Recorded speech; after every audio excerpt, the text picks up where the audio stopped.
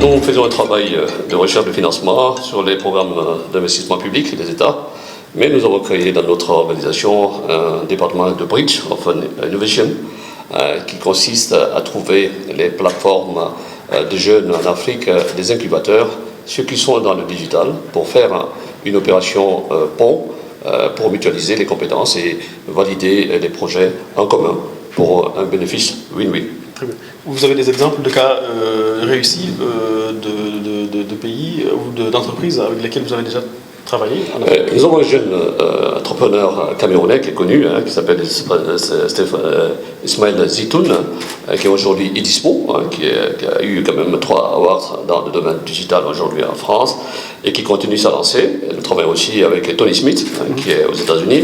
Tous deux sont des anciens de Microsoft, qui sont sortis de Microsoft, qui ont commencé à voir la problématique du marché et à donner sens à ce qui peut marcher et à ce qui peut résoudre les problèmes. Très bien.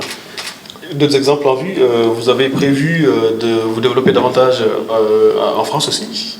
Oui, nous essayons de voir la problématique de la diaspora. Vous savez, l'aide publique au développement, c'est un apport des États pour aider l'Afrique à développer, mais quand on voit la manne de la diaspora, ce que la diaspora apporte aujourd'hui en Afrique a dépassé l'aide publique au développement. Alors, nous sommes en train de travailler aujourd'hui avec ceux qui réfléchissent avec nous, ceux qui posent ce problème de problématique, pour trouver un moyen de digitaliser, voir ce qui peut être rentable pour capter cette manne financière et pour qu'il soit rentable, rentable au point de vue social, rentable au point de vue économique, rentable au point de vue de formation, puisque c'est là le problème d'Afrique. Très bien. Merci M. Keita d'avoir répondu à nos questions. Je vous en prie, M. Diallo. Merci. Rendez-vous en octobre prochain pour la 6e édition des Assises de la transformation digitale.